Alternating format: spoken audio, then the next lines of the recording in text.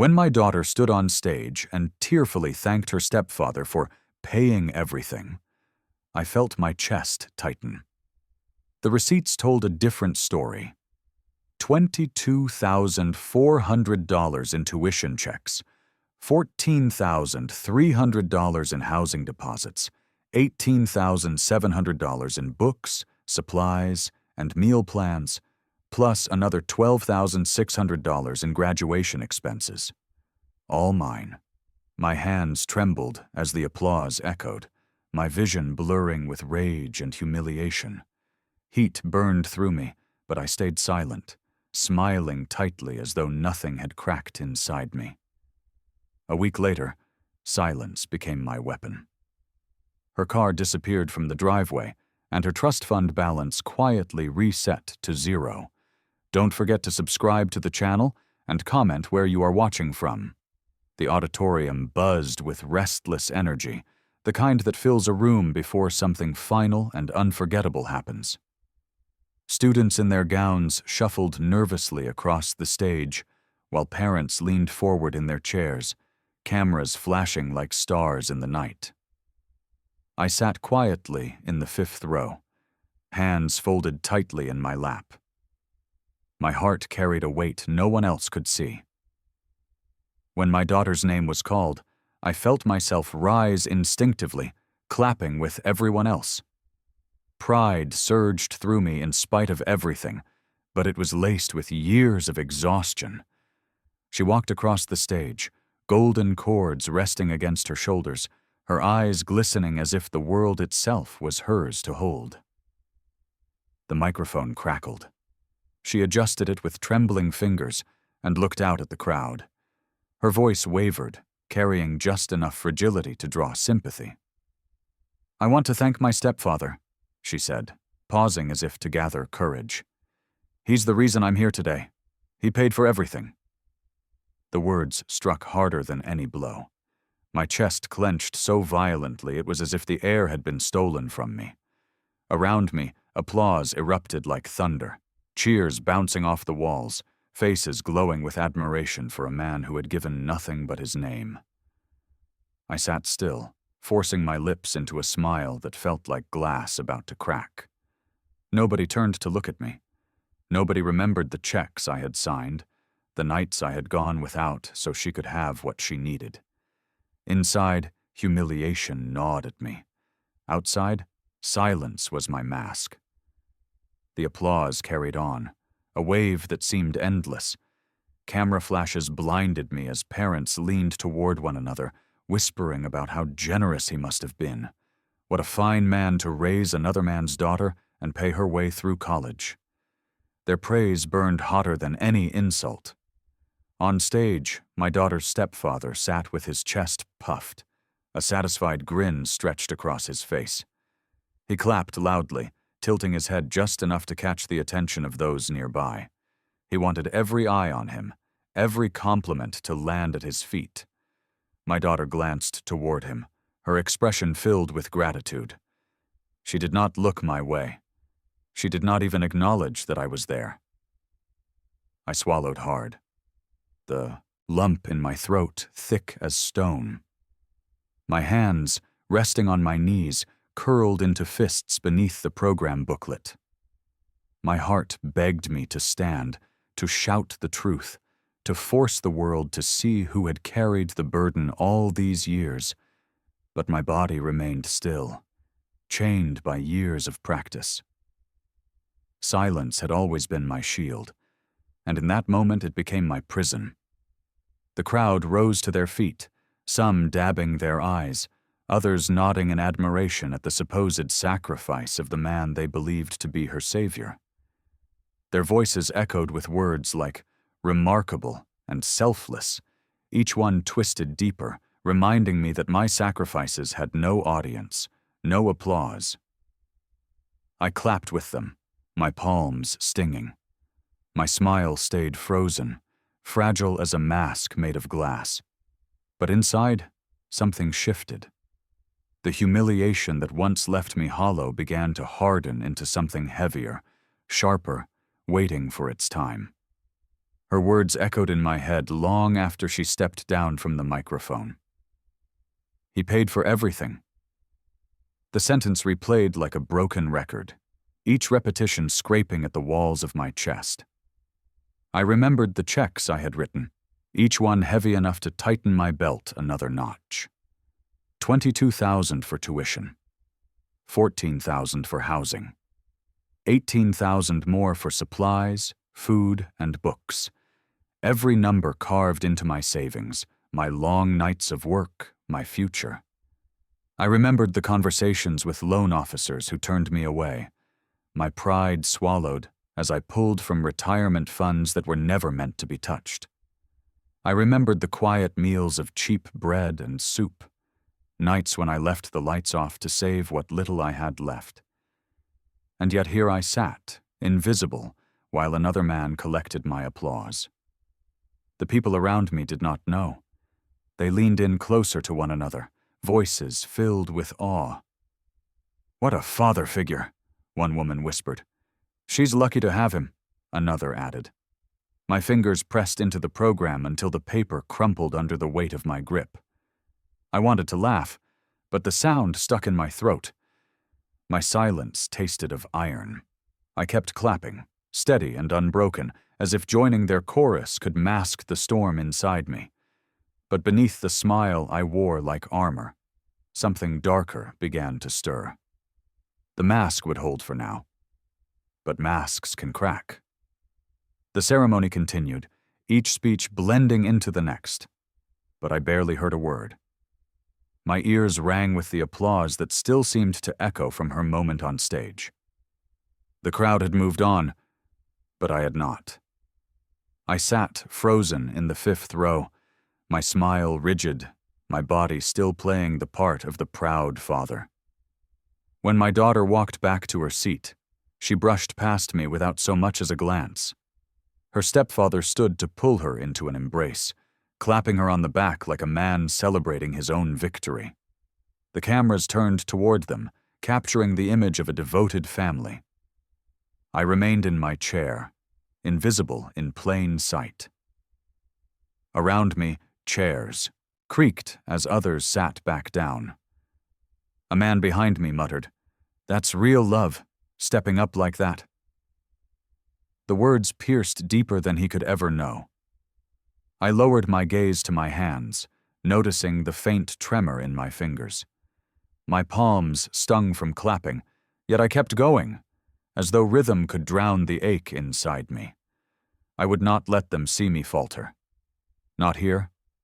Not yet. The smile on my face grew tighter, more deliberate, until it no longer resembled pride, but survival. The sting of humiliation had burned away into something heavier, something sharper, something waiting. My hand trembled as I clapped, each strike against my palm a quiet vow. I did not know it then, but that applause marked the beginning. The moment my silence stopped being a prison and became my weapon. The week after graduation felt heavier than the ceremony itself. I carried the memory of her words everywhere I went, like an anchor tied to my chest. But memory soon turned into evidence. I sat at my kitchen table, the blinds half closed, a stack of envelopes resting in front of me. Most were routine, bills, statements, reminders, but one bore the name of the trust company. My hand hesitated before opening it. For years, I had set aside money for her future, a safety net to ensure she would never struggle the way I had. That account was supposed to be untouchable. When I unfolded the paper, my eyes locked on the numbers. The balance was almost gone. Tens of thousands drained in steady withdrawals over the past 2 years. Each line item mocked me with its precision. Rent checks, car payments, miscellaneous expenses. None of them authorized by me. My breath caught. I flipped through the pages again, certain I had misread, but the truth screamed back in black ink. What I thought was her safety net had been quietly siphoned away, dollar by dollar, until almost nothing remained. I called her that evening, my voice careful, almost pleading. "Do you know anything about the withdrawals from your trust?" She paused, her tone flat. "I don't handle that account, Dad. I thought you did." There was a beat of silence. In the background, I heard his voice, low but sharp. Then the phone shifted, and she added quickly, "Maybe it was for school stuff. I don't really know." My heart sank. The evasion was too clean, too rehearsed. I ended the call politely, but suspicion had already rooted itself inside me. This was no accident. 2 nights later, I was invited to dinner. Or maybe summoned was the better word. My daughter had called earlier that day, her tone unusually warm, as though rehearsed. "Come over tonight, Dad. We'll eat together. It'll be nice." I wanted to believe her. I wanted to believe that the cracks in her story were just that. Cracks, not deliberate wounds. So I went. The house smelled of garlic and butter, laughter spilling from the kitchen as I stepped inside. My daughter greeted me with a quick smile, but her stepfather hovered, close behind, his presence too large, too smug. He pulled out a chair at the dining table as though he were the head of the household. I sat quietly, the trust statement folded in my pocket like a blade against my ribs. Dinner began with small talk, shallow pleasantries I barely heard. My eyes studied the way they glanced at each other, the shared smirks, the weight of unspoken words. When the plates were half empty, I finally spoke. My voice was calm, measured. "I noticed withdrawals from the trust. Almost all of it is gone. Do either of you know what happened?" My daughter's fork froze for only a second before she set it down. Her stepfather leaned back in his chair, swirling his glass of wine as though the question amused him. "She deserves more than your crumbs," he said, his voice slow, deliberate.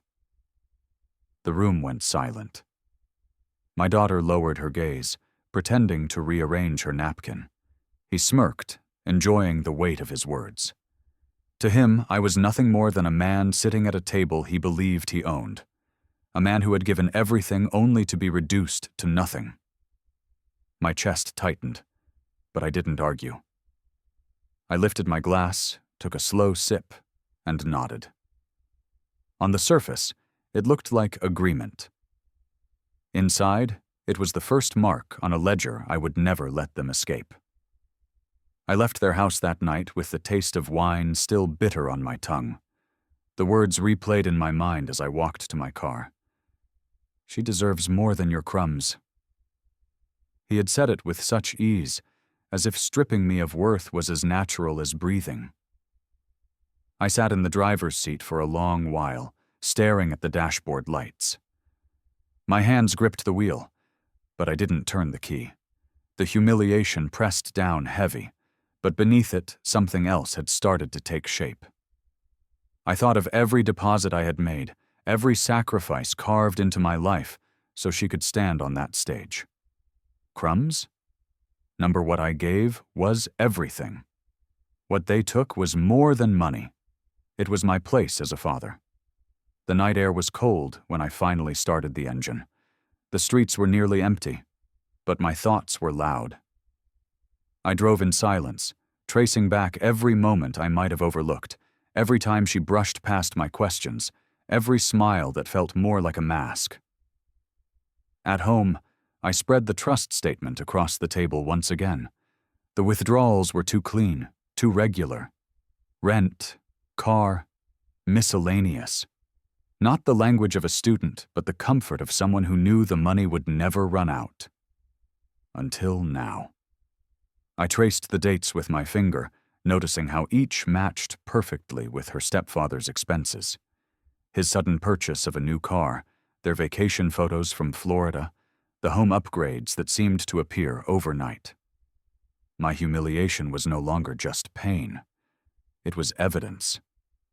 I gathered the papers back into the envelope, sliding it into my desk drawer. My silence had always been seen as weakness. They would soon learn it could be something else entirely. Following morning, sunlight spilled through the blinds, but it did little to soften the weight I carried. I brewed coffee, sat at the kitchen table, and stared at the trust statement once more. The numbers glared back like an accusation, daring me to keep pretending. I thought of her graduation day, of her voice breaking as she thanked him. I thought of his smirk at dinner, his glass of wine in hand as he reduced my sacrifices to crumbs. Every memory stacked itself neatly, piece by piece, until they formed a pattern too sharp to ignore. For years, I had let silence protect me. I had believed that my role as provider needed no applause, that love was enough. But now silence had been twisted into erasure. They had taken my quiet devotion and built a lie on top of it. I opened the drawer, pulled the envelope free, and laid it beside other bills and records. Together they painted a picture of theft disguised as care. The phone rang once that afternoon. Her name flashed across the screen. I let it buzz until it stopped. For the first time, I didn't feel guilty for not answering. By evening, I had made my decision. This would not be resolved with shouting or begging. Words had already failed me. But paper, dates, signatures, those would not. I gathered every folder I could find, spreading them across the desk. Tuition checks, housing deposits, bookstore receipts. Each one carried my handwriting, my sacrifice, my proof. Silence no longer felt like a prison. It was becoming a weapon, sharpened with every page I stacked. My hand hovered over the binder, pausing just before I closed it. The room was quiet, but inside me, something had already begun to roar. My desk soon became a battlefield. Papers spread across the surface like soldiers waiting for orders, receipts stacked in crooked towers, envelopes slit open with edges curling outward. For years I had filed these away without a second thought, believing the numbers would speak for themselves if ever needed. I never imagined I'd need them against my own blood. I pulled the first folder closer, the one holding tuition checks. $22,400, signed in my hand, cleared from my account. Each stub carried my name, each bank stamp a small scar that reminded me of the nights I had skipped meals to cover deadlines. Next came the housing deposits, $14,300. Every semester I had fought off the temptation to delay, to let someone else step in, but I never did. I had promised myself she would never know the same instability I had grown up with. Books, supplies, meal plans, 18,700 more. I traced the receipts with my finger, remembering the nights I had worked overtime, my body aching as I clocked out, only to come home and write another check. Graduation expenses sat in their own pile, $12,600 for caps, gowns, photography, announcements, travel. The irony burned in my chest. I had paid for the very stage where she erased me. I organized each stack into labeled binders, my movements slow but deliberate. It felt less like paperwork and more like building a case. Every page was a piece of testimony, every signature a witness. The room was silent except for the scrape of paper against wood. Yet inside my head, voices swirled, hers, tearful and proud as she thanked him, his, smug and cruel as he spoke of crumbs. The contrast tightened my jaw until it ached. At one point I paused, staring at a small, handwritten ledger tucked between the receipts. My own handwriting, scribbled late at night, listing every payment in the margins of my calendar. Rent, food, books, gas. I had forgotten I even kept it, but now it felt like a diary of sacrifice. I whispered aloud without meaning to. This entry changed everything. My voice sounded foreign in the empty room. That ledger, more than the official records, became my anchor. Numbers in my hand, evidence no one could twist or claim. I closed it gently, as though sealing away years of exhaustion. The mask I had worn at graduation began to fracture, not outwardly but inwardly. For the first time in years, I no longer felt powerless. The ledger stayed open beside me as I turned to another stack of papers. This time I wasn't just counting totals, I was matching dates. Each withdrawal lined up with moments I remembered all too well. I recalled the week she mentioned her stepfather surprising her with a trip to Florida. She had sent me a postcard, bright and cheerful, the kind you pick up at a gas station on the way to the beach. I had thought nothing of it then, only glad she was happy. But now, staring at the ledger, I saw the truth. A withdrawal for housing funds had been made the same week, nearly identical to the cost of that trip. I pulled up my laptop, scrolling through old emails and bank alerts. Each notification, once dismissed as routine, now looked like evidence. The trust account bled money on the same days his lifestyle swelled. New furniture, remodeled rooms, a newer car parked in their driveway. It was all there, written in numbers they thought I'd never bother to trace. The deeper I looked, the clearer the pattern became. None of it bore her fingerprints. She was the shield, but he was the hand holding the knife. A knot tightened in my chest, heavier than humiliation. For years I had told myself my silence was noble, that a father's role was to give without asking in return. But as the evidence piled higher, that silence felt like complicity. They had mistaken my quiet sacrifice for weakness, and in doing so, they had left a trail wide enough to follow straight to their door.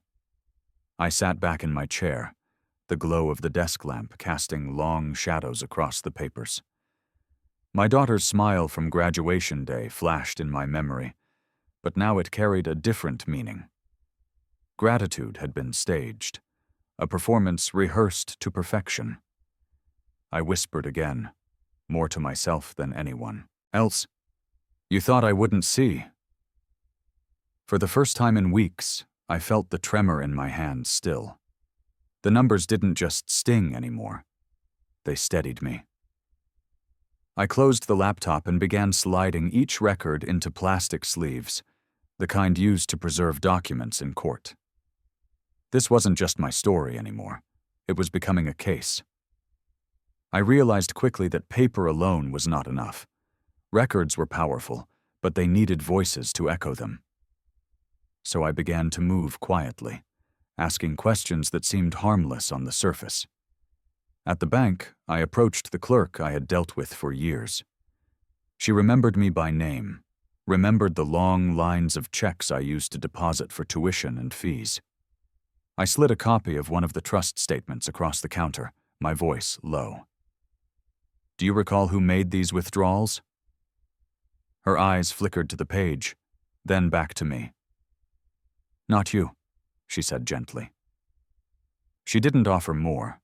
Confidentiality barred her, but the weight of her tone confirmed what I already knew. Later that week, I bumped into a neighbor outside their house. He mentioned seeing delivery trucks pulling up often, furniture being carried inside, packages stacked by the door. Looks like they've been living large lately, he said with a laugh. His words weren't meant as cruelty, but they lodged themselves deep in me. I nodded, hiding the sting. Yeah, they must be doing well.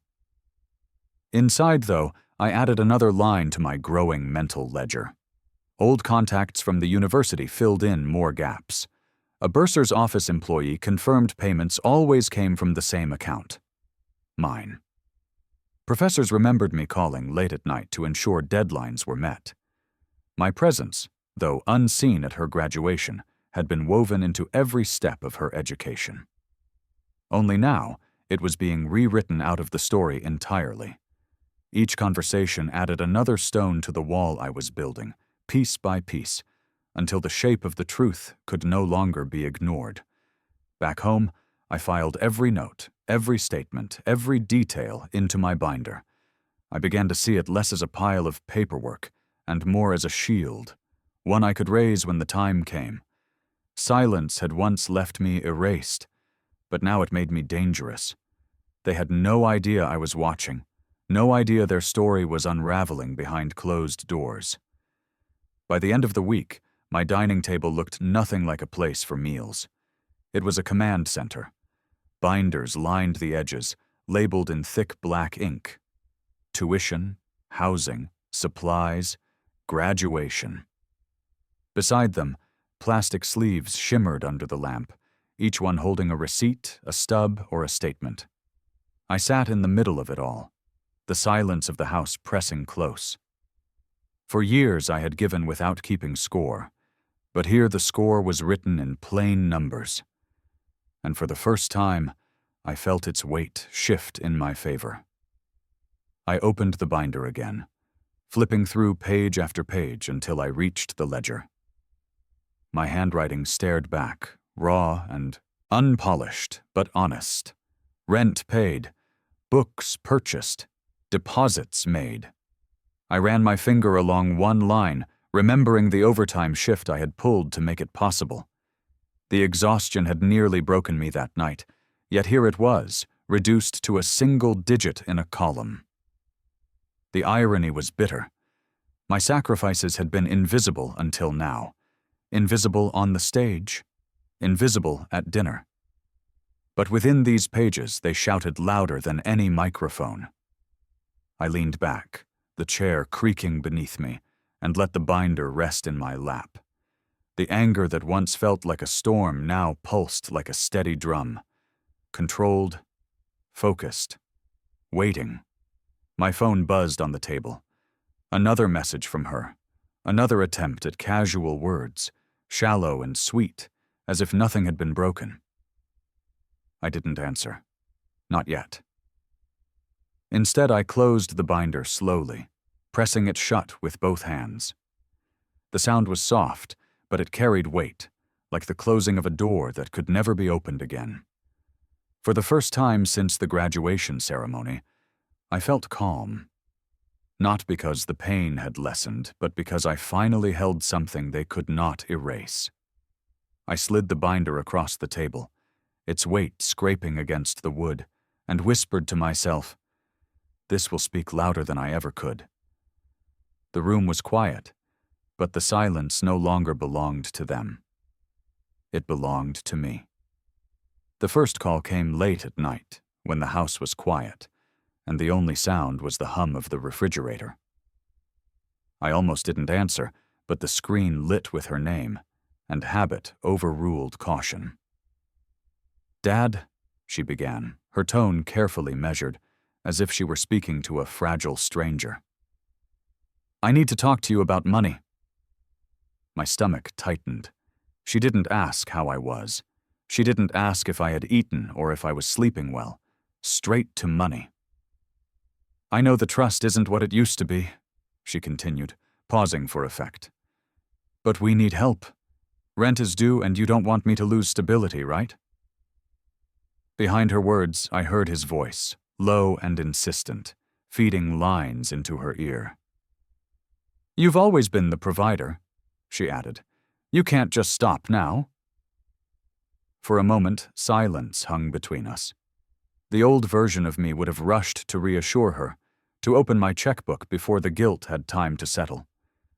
But instead, I let the silence stretch. Finally, her stepfather's voice cut in, sharp and dismissive. "She shouldn't even have to beg.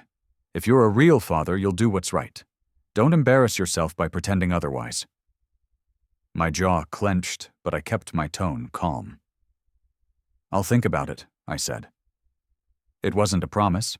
It wasn't surrender. It was the first time I'd left them with nothing but silence in place of obedience.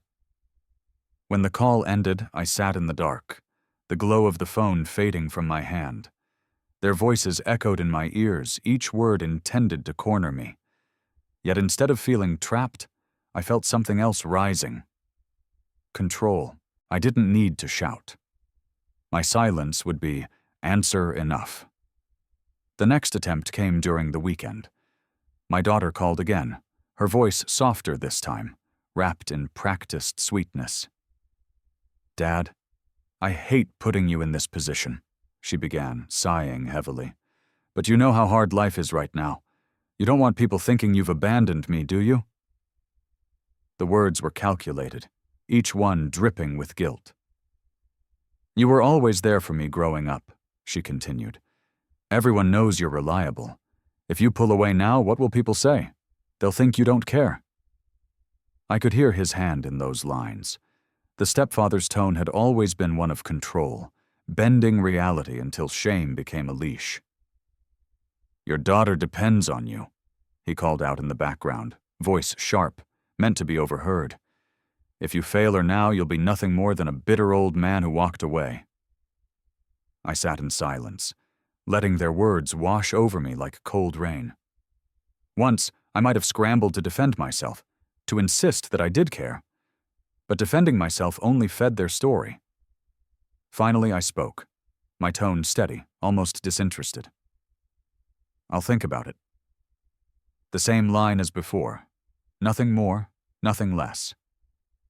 There was a pause, and I imagined their faces on the other end, frustration building, realization dawning that I was no longer biting the bait.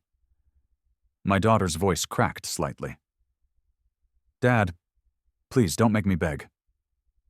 But I said nothing. I ended the call. Afterward, I sat at the table, staring at the binder I had assembled. Its weight felt reassuring, its presence a reminder that I no longer needed to argue. My story, my proof, my voice was waiting inside those pages. They thought silence meant surrender. Soon, they would see it meant strategy. By midweek, the mask had slipped completely. The next call didn't even start with pleasantries. His voice filled the line first, not hers. "Listen," he barked, sharp and commanding. "You've had your time to play the martyr. Stop pretending you matter. She's moving forward in life, and you're clinging to scraps." The insult landed heavy, but I didn't flinch. I sat in my chair, the binder open in front of me like a shield. My daughter's voice chimed in quickly, strained but complicit. "Dad, please don't make this harder. We're building a family here and your negativity isn't helping. Can't you just let go?" Negativity. That was the word she used to describe my sacrifice. "You had your chance," he pressed on, his tone turning smug. "Now it's our turn. If you want to play stubborn, fine, but don't expect anyone to thank you for crumbs." The same word again. Crumbs. I let the silence stretch, longer this time. My breathing stayed calm, my eyes tracing the neat rows of receipts in the binder. "Finally," I said, slow and measured, "I hear you." Not agreement, not denial, just acknowledgement, cold and flat. There was a pause on the line. I imagined his jaw tightening, his smirk faltering for just a second. Then the call ended abruptly. I set the phone down, my hands steady. Their insults no longer cut the way they once had. If anything, each word only confirmed the choice I had already made. The world they had built on lies was beginning to tilt, and they didn't even realize the ground beneath them was cracking. The final attempt that week came not as a call, but as a message, a carefully worded email, clearly crafted with his influence. The subject line read, "For your daughter's future." I opened it slowly, scanning the paragraphs. The tone was polite, but every sentence dripped with manipulation. "You've always wanted the best for me," she wrote. "But things are harder now. We need you to step up again, just like you always have. People know you as dependable. Please don't make me see you differently." Beneath her words, I felt his presence, the phrasing too polished, the guilt too calculated. It ended with a line that sealed the message. "We can't do this without you. If you won't help, I don't know if we can continue having a relationship." The threat was clear. I stared at the screen, reading it twice, then 3 times. My hand hovered over the keyboard, tempted to type a furious reply to unleash everything I had bottled up. But I stopped myself. I clicked Mark as read, closed the laptop, and let the silence speak for me.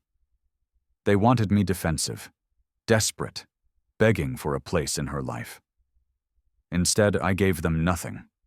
Nothing but a calm that would unnerve them more than any outburst ever could. That night, I pulled the binder closer, running my hand across its cover. Their words had cornered me for years, but the papers inside were stronger than threats, stronger than shame. This wasn't just about being erased anymore. This was about reclaiming truth, one documented page at a time. The calls would continue, I knew. The insults would sharpen, the guilt would thicken. But I no longer needed to answer. I closed the binder, the sound crisp in the still room, and whispered, "Now I prepare." The next morning I carried the binder with me into a quiet office downtown. The building wasn't flashy, just brick and glass tucked between a pharmacy and a diner. But inside, it smelled of paper, ink, and something heavier. Finality. The receptionist looked up as I entered. "Appointment?" she asked. I nodded and gave my name. Minutes later, I was ushered into a lawyer's office, the shelves lined with law books, the desk neat except for a single notepad waiting for my story. I set the binder down carefully, as though it were glass, and slid it toward him. "These are my records," I said, my voice steady. He opened it, flipping through page after page. At first, his face was blank, professional. But as the numbers stacked higher, 22,000 for tuition, 14,000 for housing, 18,000 for supplies, 12,000 for graduation. His eyebrows rose. He leaned back, exhaling slowly. "Every check, every receipt in your name," he murmured, and she publicly credited someone else. I nodded. And now they're draining her trust. He tapped the binder. "This isn't just carelessness, it's misappropriation. You've built a case without even realizing it." I didn't smile, but a weight shifted off my chest. For the first time, someone else saw what I saw. We talked for an hour, his pen scratching notes across the yellow pad. He explained the steps, freezing the account, requesting a financial audit, filing notices of breach. Each move sounded less like revenge and more like justice. When I left, the binder felt lighter in my hands, not because it held fewer pages, but because it finally had direction. That night, I sat at my own table again, the binder open beside me as I set up files on my computer. Digital copies of every document were uploaded, backed up, encrypted. I installed cameras at my front door, changed passwords, locked away valuables. They thought I would remain the quiet, invisible father. They didn't know I had begun building an arsenal. The phone buzzed again. Another message, another plea masked as demand. I let it sit unanswered. My silence was not emptiness anymore. It was preparation. The next step was numbers, raw, undeniable. I scheduled a meeting with an accountant, a man whose reputation for detail bordered on obsession. When I laid the binder on his desk, he adjusted his glasses and began working through the records like a surgeon with a scalpel. He didn't speak much, only hummed softly as he matched dates, deposits, and withdrawals. After an hour, he leaned back. "This isn't sloppy bookkeeping. It's patterned misuse. Whoever was accessing the account knew exactly what they were doing." He highlighted the trail with a pencil. Payments for cars, trips, upgrades. Every line curved back to the same conclusion. I thanked him, sliding the binder shut, and left with copies of his notes. On my way home, I stopped by the hardware store. I bought a small fireproof safe, new locks, and security cameras. At home, I installed each piece carefully, methodically, the hum of the drill blending with the rhythm of my thoughts. If they had erased me in public, I would make sure they could never erase me in truth. Neighbors noticed my work. One, an older man who had lived down the street for decades, approached me while I set up the last camera. "You've been quiet lately," he said, his tone curious. I smiled faintly. "Just organizing things," he nodded. "I've seen those two driving around in a new car. Surprised me, considering how sudden it was." Another piece clicked into place. They weren't careful, just arrogant. Inside, I spread everything across the table again, but now it looked less like scattered evidence and more like strategy. Bank records, accountant, notes, security footage beginning to record. The calls kept coming, each one ignored. Every unanswered ring fueled me, reminding me that silence was no longer their weapon to twist. It was mine. I opened a new folder on my laptop, labeling it simply, Case. Into it went every scan, every backup, every note. I even recorded my own reflections, short voice memos describing what I had uncovered. Documentation was no longer just for me. It was for anyone who might one day sit in judgment. The arsenal was growing, page by page, bite by bite, and they still thought I was doing nothing. Preparation alone wasn't enough. Proof mattered, but proof carried more weight when others could confirm it. So I began seeking voices, quietly and carefully, people who had seen what I already knew. I started with a former colleague of mine, a man who now worked part-time at the car dealership. I invited him for coffee, keeping the conversation casual until I finally asked, "Do you remember who signed for that new car last year?" He raised an eyebrow, clearly unsure where the question was headed.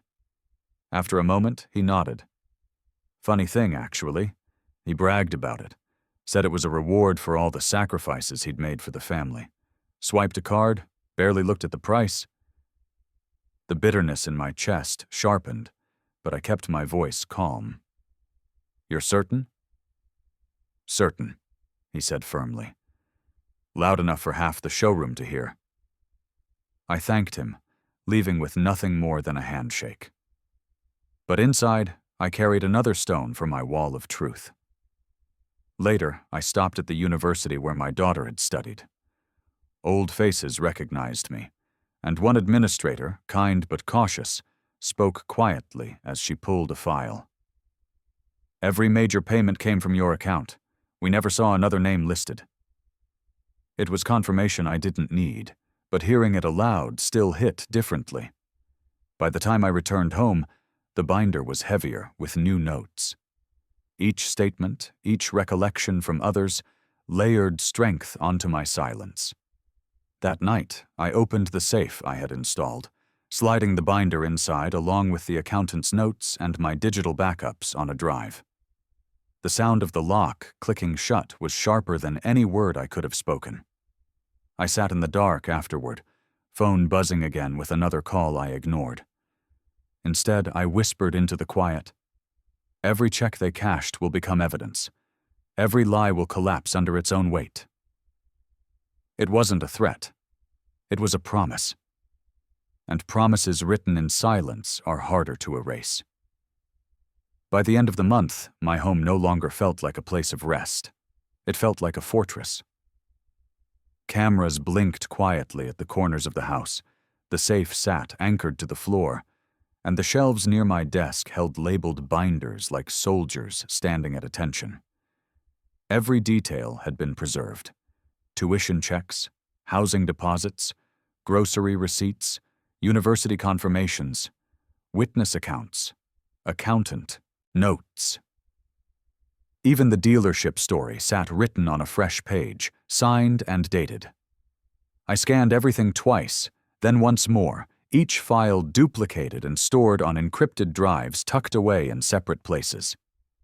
If they tried to twist the truth, I would not only have proof, I would have proof multiplied. The calls from them came less often now. Silence unnerved them. Each unanswered ring, each ignored message was a reminder that I was no longer playing their game.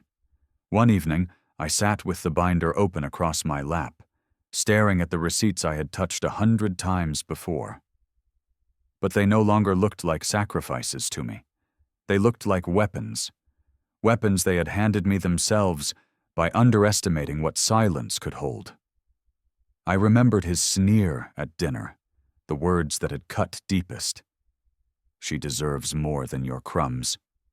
Crumbs don't leave a paper trail.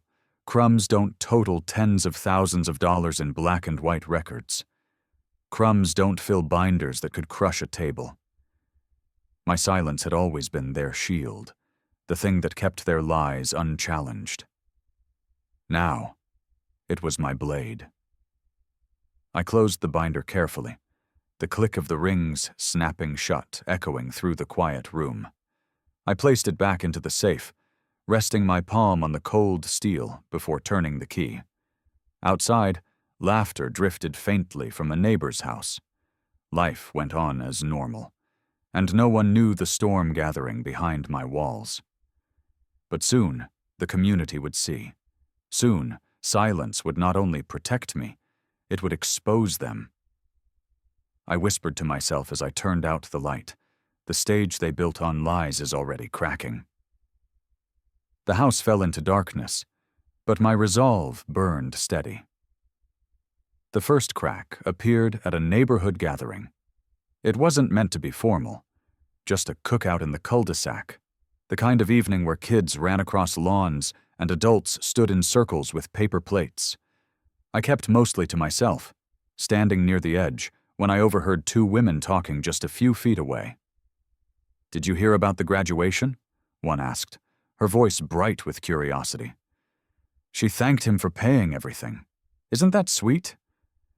The other woman shook her head. "Sweet? Please. Everyone knows he couldn't have covered that.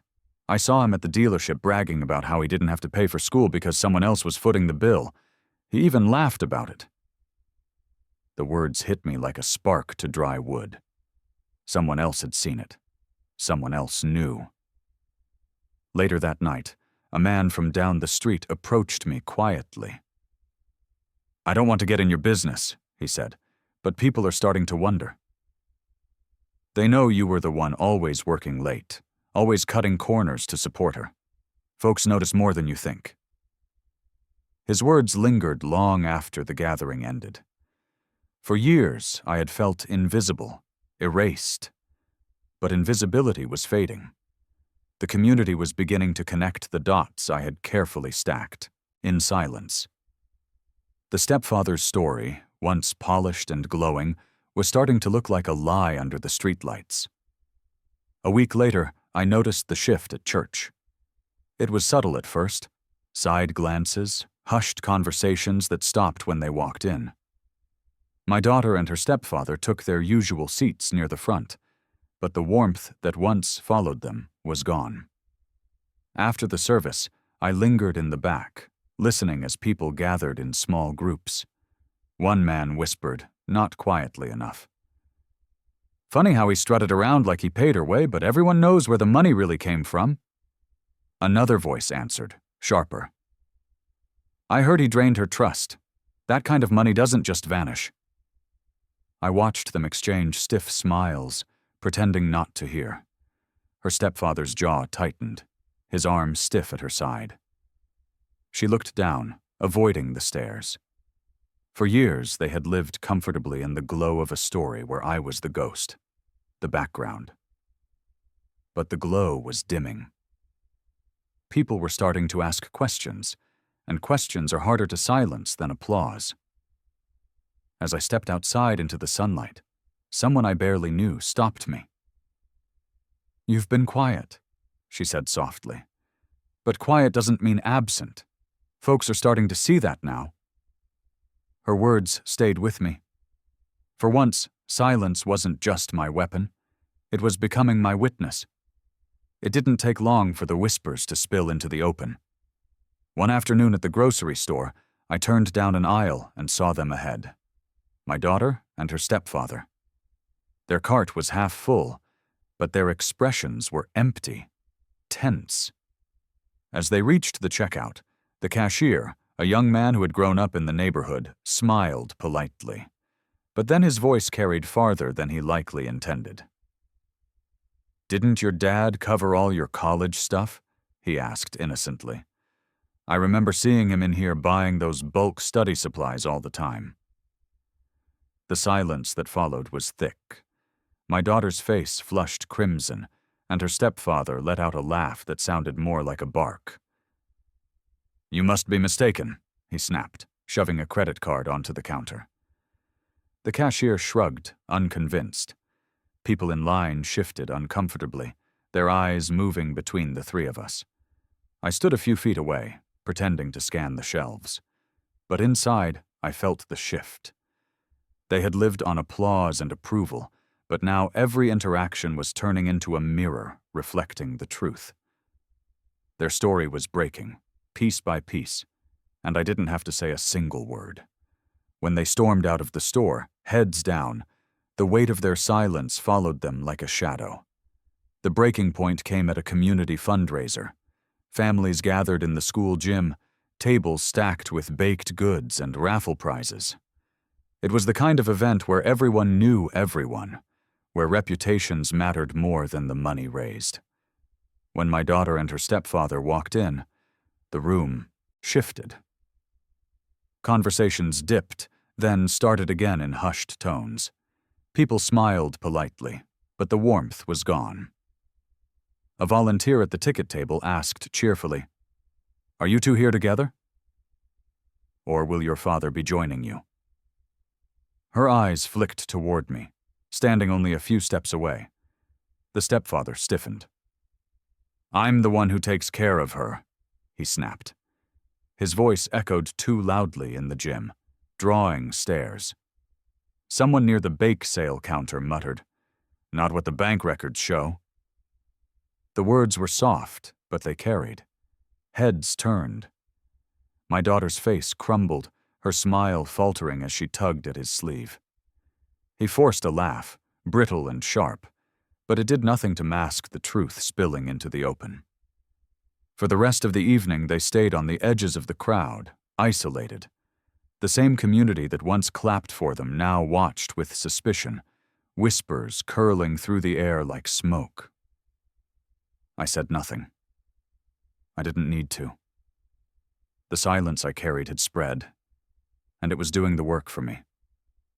That night, as I walked home, the gym lights fading behind me, I felt the weight shift fully. They had lost the crowd. Next, they would face the one audience that mattered most. The court. The courthouse smelled of paper and polish, its echoing halls swallowing footsteps. I walked slowly, binder tucked under my arm like a lifeline. My silence trailed with me, but it no longer felt like shame. It felt like armor. Inside the courtroom, rows of benches filled with curious faces. Word had spread. Neighbors, acquaintances, even strangers had gathered to watch. My daughter sat at the plaintiff's table, her stepfather beside her, his smirk faint but still alive. Their lawyer shuffled papers with confidence, as though this day would confirm their version of the story. I took my place across from them, my attorney seated at my side. He leaned closer, voice low. "We'll let the documents speak. Don't rise to their bait." I nodded. That had been my plan all along. The session opened. Their lawyer rose first, his voice smooth, rehearsed. "Ladies and gentlemen, this is a case about a father who abandoned responsibility, who now seeks to undermine the very people who stepped up in his absence. The stepfather carried the burden, the daughter flourished because of him, and the plaintiff," he pointed toward me, "wants to rewrite history out of bitterness." The words drew murmurs from the crowd. My daughter shifted in her chair, her expression carefully arranged into one of wounded disappointment. I sat still, eyes forward. When it was our turn, my lawyer stood slowly, lifting the first binder. He laid it on the table with a heavy thud that echoed through the room. "The story you've just heard," he began, "is a fabrication, and today we will dismantle it, page by page." He opened to the first section. Tuition checks. My name, my signature, bank stamps clear as day. He walked them to the judge, who adjusted her glasses and studied them closely. $22,400, my lawyer said, every cent covered by the father sitting here today. The stepfather leaned back, arms crossed, smirk wavering. Next came housing deposits, each stamped and filed. $14,300, again his funds. The judge raised her eyebrows, the weight of the evidence settling in. The murmurs grew louder. Faces turned toward me, their expressions shifting as the narrative they'd been fed began to crack. I stayed quiet, my hands folded, my breathing steady. My voice was unnecessary. The receipts were speaking louder than I ever could.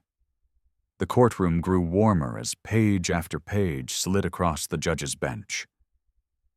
My lawyer moved with precision, stacking evidence like bricks. Housing, supplies, meal plans, graduation costs, each item pulled from the binder, each one bearing my name. The judge flipped through receipts with deliberate care. "All funds," she said slowly, "originate from the father's accounts." Her voice carried no drama, but the statement struck harder than any shout. I saw my daughter's face falter, her shoulders tightening as she avoided eye contact with me. The stepfather, however, couldn't stay still. He leaned forward suddenly, slapping his palm against the table. "This doesn't prove anything. Anyone can write a check. It doesn't mean he's the one who made sacrifices." His outburst drew a sharp rap of the judge's gavel. "Control yourself," she warned.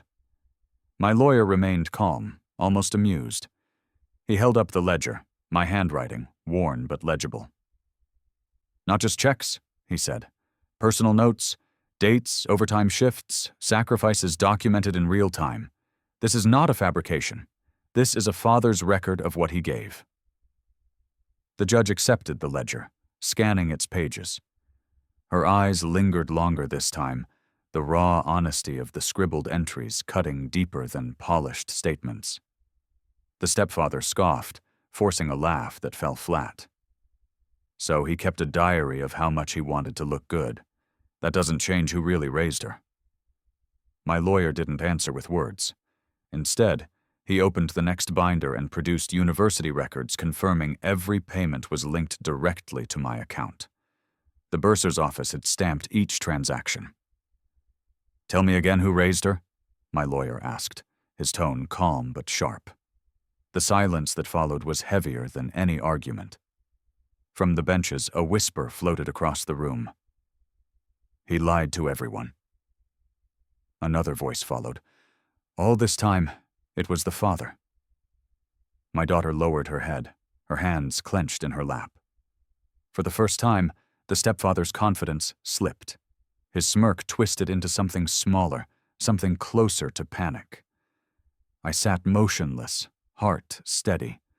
My silence was no longer the sound of defeat. It was the sound of truth unfolding, piece by piece, until the mask they had worn in public shattered under the weight of paper. The next wave of evidence came not from paper, but from voices. My lawyer called the first witness, the accountant who had reviewed the trust withdrawals. He walked steadily to the stand, his expression professional but firm.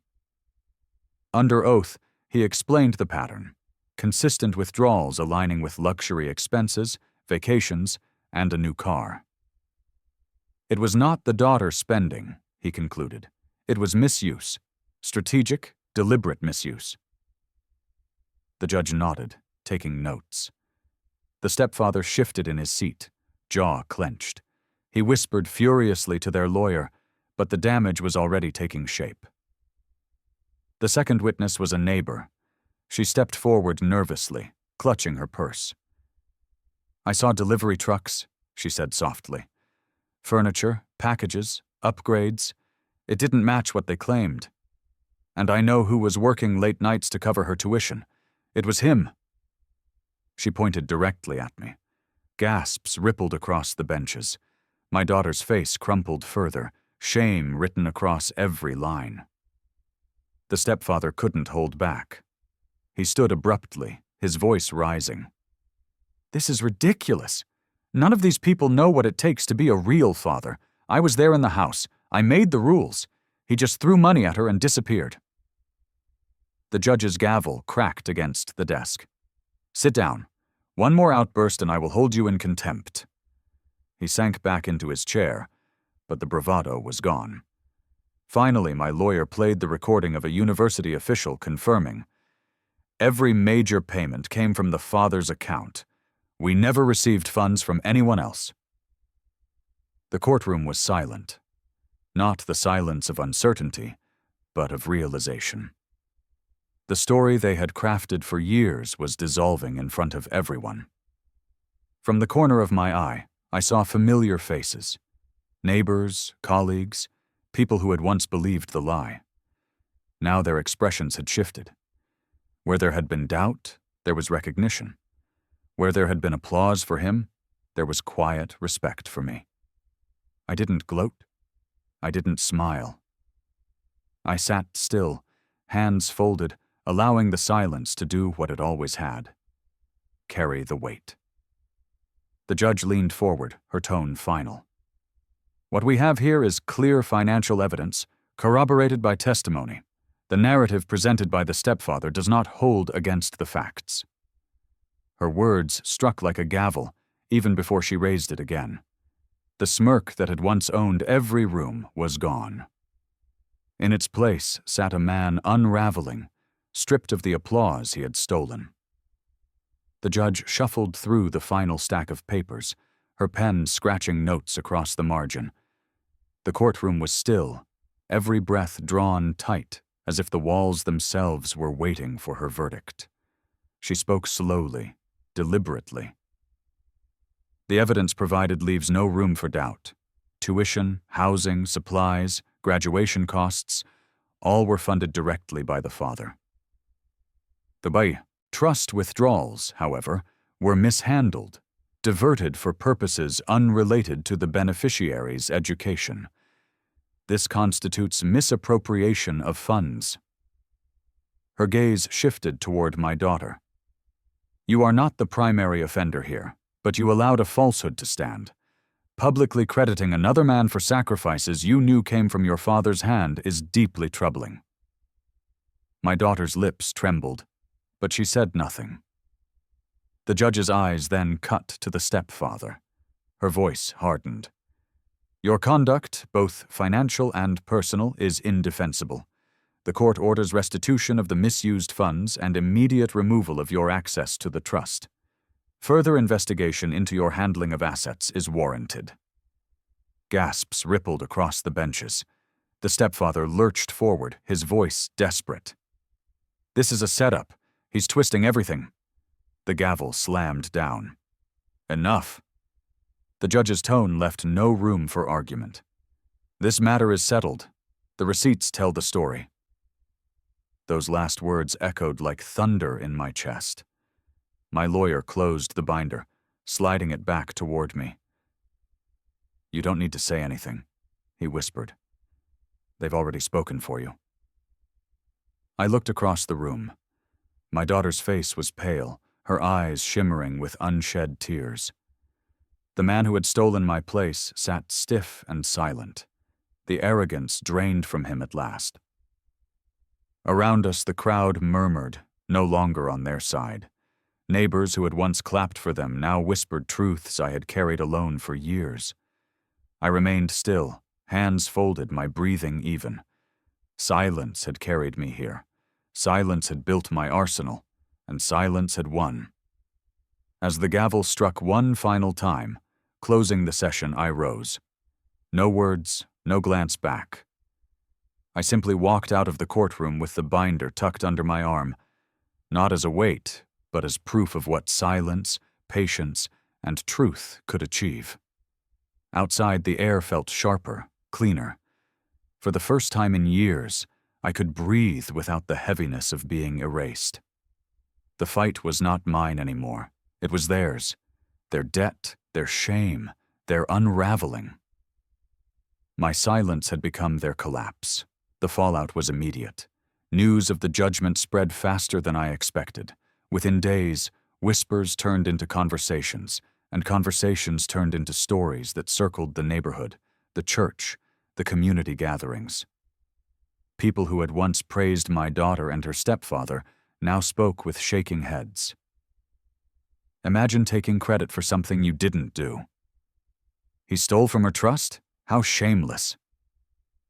At the grocery store, I overheard two men near the entrance. They lost access to everything, one said. Even the trust. The judge shut him out completely. The other replied, I'm not surprised. I always wondered how he afforded that car. Meanwhile, my phone filled with voicemails. My daughter's voice trembled through the speaker. Dad, please, I'm sorry. We didn't mean for it to go this far. We need help now. Everything's falling apart. In the background, I heard his voice. Louder, angrier. Don't beg him. He won't save us. I listened, then deleted each message without replying. My silence was no longer a shield or a weapon. It was freedom. At night, I walked past their house. The driveway that once held 2 cars now sat empty. Windows that used to glow with warm lights stayed dark. The empire they had built on lies was crumbling, brick by brick, and I had lifted not a finger. It didn't take long for the financial cracks to widen into full collapse. Within a week, the new car was gone, hauled away on the back of a tow truck while neighbors watched from their porches. No one said a word to them, but the silence of the street was louder than any insult. A few days later, a notice was taped to their front door. Bright orange, unmistakable. Past due payments. Rumors spread quickly. Debts long hidden were surfacing. Credit cards maxed, bills unpaid. The same man who once bragged about being the provider now couldn't pay the basics. Social invitations dried up just as fast. The church ladies who once clapped for my daughter's speeches now looked past her in the aisles. Families that had invited them to barbecues and birthdays quietly stopped calling. Reputation, once their currency, was worthless. Through it all, my phone rang. Sometimes it was her voice, shaky and desperate. Dad, they're repossessing everything. Please, I didn't know it would come to this. Other times, it was silence followed by his furious breathing before he hung up. I never answered. Instead, I sat in my living room, binder tucked safely in the corner of the safe, watching their downfall play out like a performance I hadn't bought tickets for. The community they had once manipulated with lies now saw the truth. And nothing I could have said would have struck harder than watching their perfect image crumble in full view of the world. I saw them again at the market a week later. My daughter looked thinner, her eyes ringed with exhaustion. She reached for me across the aisle, her voice breaking. Dad, please, I'm sorry. I made a mistake. I didn't know how deep this would cut. Before I could answer, he stepped between us. His voice was sharp, venomous. Don't waste your breath on him. He wants us to crawl. People nearby stopped pretending not to listen. A woman shook her head, muttering loud enough for others to hear. After everything he paid, and you erased him? Shameful. My daughter's cheeks flushed crimson. She pulled at his arm, whispering, Please, stop. But he only barked louder, his words dripping with fury. You think you're some kind of hero? He spat in my direction. All you did was throw money around. I gave her a real home. The words, once designed to humiliate me, now fell flat. No one nodded in agreement. No applause followed. Only silence, thick and condemning, wrapping around them like chains. I didn't respond. I didn't need to. The weight of the community's stares said more than I ever could. They left the store quickly, her head bowed, his face twisted with rage. For the first time, it wasn't my silence that isolated them. It was everyone else's. The voicemails grew more frantic as the days passed. My daughter's voice cracked with desperation. "Dad, please, we can't pay rent. We're drowning. I don't know what to do anymore. Please answer me. I'm sorry. I'm so sorry." The next message was different. It was his voice, no longer smug or commanding, but hollow. "You think this is victory? You ruined us. Everything's gone. Are you proud?" The line clicked dead with a ragged breath. I sat at my desk, listening once, then pressing delete. My phone was no longer a chain. Their voices no longer controlled me. Word of their collapse spread wider. Friends distanced themselves. Neighbors crossed the street rather than meet their eyes, and family members who once parroted their lies now avoided their calls entirely. Their house, once lit for gatherings, now sat in shadows, curtains drawn tight. One evening, as I walked past, I noticed the driveway empty, the porch light burned out. It looked less like a home and more like a monument to arrogance finally undone. I didn't smile, I didn't gloat. I only breathed, steady and calm. The silence I carried no longer needed to cut anyone. It simply was. They had lost everything: reputation, finances, community. I had lost something too, but what I gained in its place was heavier, stronger, unshakable. And for the first time in years, I no longer felt invisible. Weeks passed after the courtroom and the collapse. Life moved forward, quiet and steady. I woke each morning without the heaviness that used to cling to my chest. For the first time in years, I felt what it meant to breathe without carrying the weight of being erased. I drove out one evening, following familiar streets until I reached her house. It was nearly dark, the porch light still broken, the windows sealed tight. The driveway was bare, stripped of the car they had once flaunted. The place looked smaller now, emptier, like the shell of a story that had finally lost its audience. I parked across the street for a moment, watching. My daughter wasn't outside. There was no laughter, no voices carrying through the walls, just silence. And yet, I felt no urge to walk up the steps, no pull to knock on the door.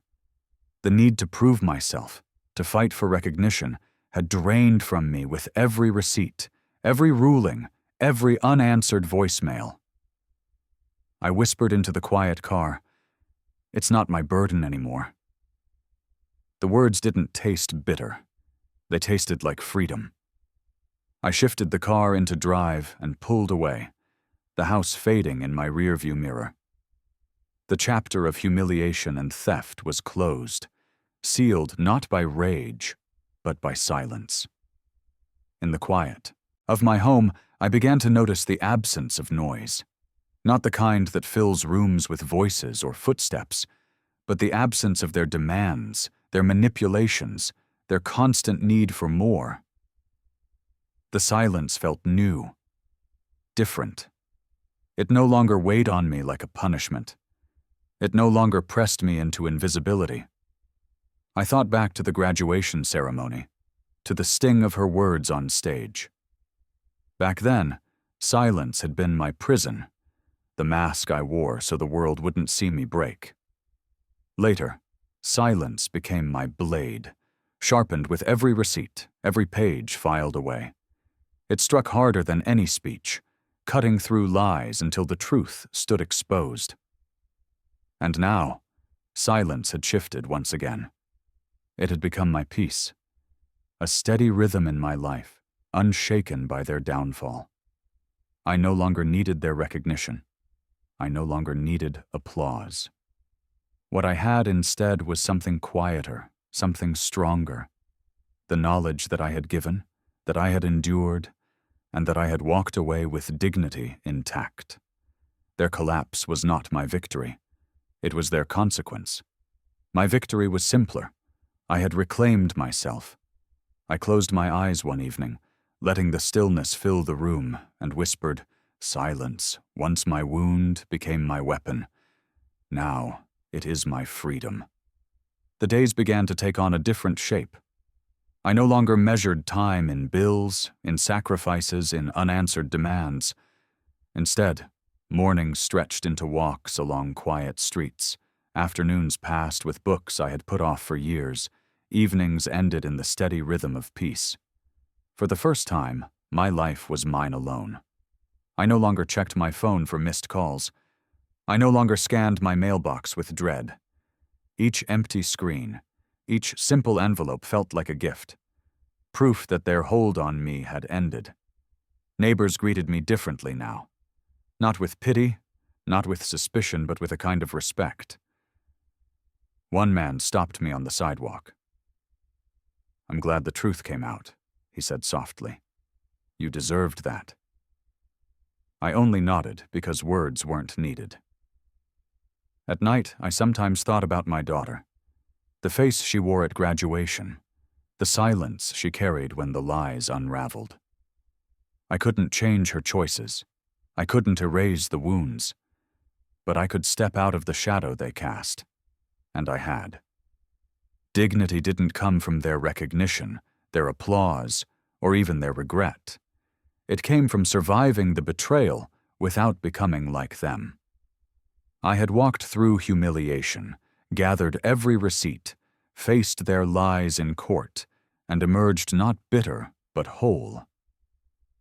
The man who once sat silently in the 5th row was gone.